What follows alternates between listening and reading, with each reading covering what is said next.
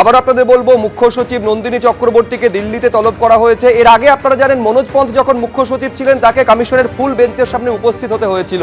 নন্দিনী চক্রবর্তী ইতিমধ্যে দিল্লির উদ্দেশ্যে উড়ে গিয়েছেন। বিজেপির তা নিয়ে কি প্রতিক্রিয়া, বিজেপি বিধায়ক শঙ্কর ঘোষ কি বলছেন দেখুন।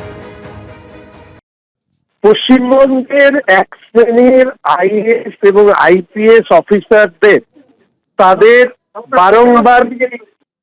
বারংবার কেন্দ্রীয় সরকারি নির্দেশিকা অমান্য করা অথবা নির্বাচন কমিশনের নির্দেশিকা অমান্য করা এটা অভ্যেসে পরিণত হয়েছে। মুখ্যমন্ত্রীকে খুশি রাখতে গিয়ে তারা দেশের আইন, আদালত, সরকারি ব্যবস্থাকে উপেক্ষা করছে। শুধু টাকা নয়, আমি ব্যক্তিগতভাবে চাই নির্বাচন কমিশন তারা ব্যবস্থা নিক কঠোর। আর এরই মধ্যে আপনারা জানেন যে মুখ্য সচিব নন্দিনী চক্রবর্তীকে দিল্লিতে তলব করা হয়েছিল। দুপুর 3টের মধ্যে দিল্লিতে কমিশনের সদর দপ্তরে তলব করা হয়। আমি আরো আপডেট এই নিয়ে জানবো, সরাসরি রুমা পাল আমাদের প্রতিনিধি রয়েছেন। রুমা, কি খবর রয়েছে?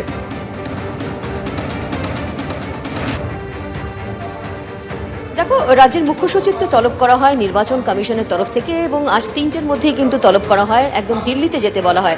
সেই সুবাদে তিনি আজ সকালে কিন্তু দিল্লিতে উড়ে গিয়েছেন এবং 3টের সময়সীমা রয়েছে।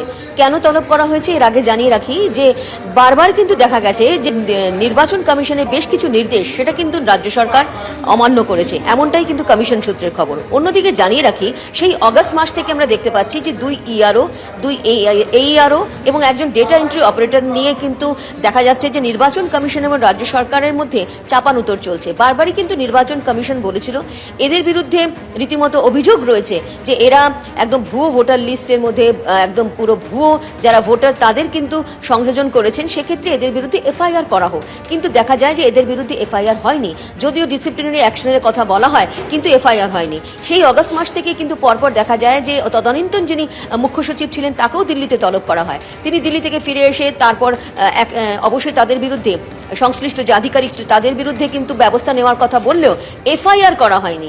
এবং কিছুদিন আগে আমরা দেখি যে নির্বাচন কমিশন তারপর জেলা নির্বাচনী আধিকারিকদের নির্দেশ দেন যে এফআইআর করতে, সেক্ষেত্রে সেটাও হয়নি।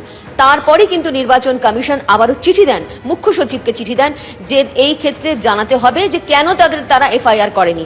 শুধুমাত্র এটাই নয়, আরও বিষয় রয়েছে। যেমন জানিয়ে রাখি, বসিরহাট 2 যে বিডিও ছিলেন, সেক্ষেত্রে দেখা যায় তিনি সুপ্রিম কোর্টের নির্দেশ অমান্য করে নিজে থেকেই কিন্তু বেশ কিছু আধিকারিক নিয়োগ করেছিলেন। সেটা কিন্তু বলা হচ্ছে নির্বাচন কমিশনের যে নির্দেশ সেটা অমান্য করা হয়েছিল। অন্যদিকে জানিয়ে রাখি, 3 জন অনেক রোল অবজারভার এসেছিলেন, তার মধ্যে 3 জন রোল অবজারভারের বদলি করা হয়েছিল রাজ্য সরকারের তরফ থেকে। নির্বাচন কমিশন বলেছিল যে যেহেতু তারা রোল অবজারভার, তাদের জন্য বদলি না করা হয়। সেক্ষেত্রে কিন্তু রাজ্য তাদের নিজেদের অবস্থানে কিন্তু অনড় ছিলেন। অন্যদিকে জানিয়ে রাখি যে নির্বাচন কমিশন থেকে বলা হয়েছিল এসডিও বা এসডিএম স্তরের যে আধিকারিকরা রয়েছে তাদের ইআরও এবং রিটার্নিং অফিসার হিসেবে সঠিকভাবে নিয়োগ করা হয়নি। এই সমস্ত বিষয় নিয়ে কিন্তু একদম রাজ্য সরকারের কাছে রিপোর্ট চাওয়া হয়েছিল। বেশ, ধন্যবাদ রুমা তোমার। সুপ্রিম কোর্টের নির্দেশের পরেও নির্বাচন কমিশনের আগে নিযুক্ত করা মাইক্রো অবজারভারদের হুমকি দেওয়া হচ্ছে বলে অভিযোগ সামনে এসেছে। অভিযোগ, ভাঙড়ে বিডিও অফিসে ডেকে নিয়ে গিয়ে কেন্দ্রীয় সরকারি কর্মচারী মাইক্রো অবজারভারদের হুমকি দেয় তৃণমূল ব্লক সভাপতি শাহজাহান মোল্লা। রোল অবজারভারদের কাছে চিঠি দিয়ে অভিযোগ জানিয়েছেন মাইক্রো অবজারভাররা। সেই অভিযোগ খতিয়ে দেখছে সিইও দপ্তর। তবে তার বিরুদ্ধে ওঠা অভিযোগ নিয়ে তৃণমূল নেতা শাহজাহান মোল্লার কোনো প্রতিক্রিয়া মেলেনি। আবার আপনাদের বলবো, মুখ্য সচিব নন্দিনী চক্রবর্তীকে দিল্লিতে তলব করা হয়েছে। এর আগে আপনারা জানেন, মনোজ পন্থ যখন মুখ্য সচিব ছিলেন তাকে কমিশনের ফুল বেঞ্চের সামনে উপস্থিত হতে হয়েছিল। নন্দিনী চক্রবর্তী ইতিমধ্যে দিল্লির উদ্দেশ্যে উড়ে গিয়েছেন। বিজেপির তা নিয়ে কি প্রতিক্রিয়া, বিজেপি বিধায়ক শঙ্কর ঘোষ কি বলছেন দেখুন। পশ্চিমবঙ্গের এক শ্রেণীর আইএএস এবং আইপিএস অফিসারদের তাদের বারংবার কেন্দ্রীয় সরকারি নির্দেশিকা অমান্য করা অথবা নির্বাচন কমিশনের নির্দেশিকা অমান্য করা এটা অভ্যেসে পরিণত হয়েছে। মুখ্যমন্ত্রীকে খুশি রাখতে গিয়ে তারা দেশের আইন, আদালত, সরকারি ব্যবস্থাকে উপেক্ষা করছে। শুধু টাকা নয়, আমি ব্যক্তিগতভাবে চাই নির্বাচন কমিশন তারা ব্যবস্থা নিক কঠোর। এবার অরূপ চক্রবর্তী কি বলছেন, এই যে তলব করা হয়েছে মুখ্য সচিবকে, রুমা পাল আমাদের প্রতিনিধি কিছুক্ষণ আগে জানাচ্ছিলেন সকালেই তিনি উড়ে গিয়েছেন, তৃণমূলের তরফে কি বলা হচ্ছে দেখুন। কৃতদাস কমিশন তাদের কোনো এখতিয়ারই নেই।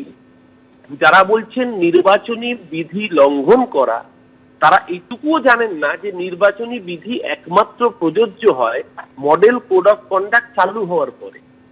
নির্বাচন ঘোষণার আগে নির্বাচনী বিধি ভঙ্গ করার কোনো ঘটনাই হতে পারে না, কারণ নির্বাচনী বিধিটা আদর্শ আচরণ বিধি চালুই হয়। আসলে ওরা টার্গেট করেছিল 1,20,00,000 থেকে 1.5 কোটি মানুষের নাম বাদ দেবে। গায়ের জোরে বাদ দিতে গিয়ে যখন মুখ্যমন্ত্রী নিজে সুপ্রিম কোর্টে শুনানিতে অংশগ্রহণ করেছেন, ওই লজিক্যাল ডিসক্রিপেন্সির অসভ্যতাটা এক্সপোজ হয়ে গেছে। সুপ্রিম কোর্টের ধ্যাতানি খেয়ে মাইক্রো অবজারভারদের হাত গুটিয়ে সুসুর করে পালাতে হচ্ছে বাংলা থেকে। তখন এই ভোট চুরি করতে না পারার গায়ের ঝাল মেটানোর জন্য এই ধরনের অসভ্য বর্বর অর্ডার আবারও প্রমাণ করলো যে নির্বাচন কমিশন আসলে বিজেপির কৃতদাস কমিশন ছাড়া আর কিছুই নয়। এবিপি আনন্দ, এগিয়ে থাকে, এগিয়ে রাখে।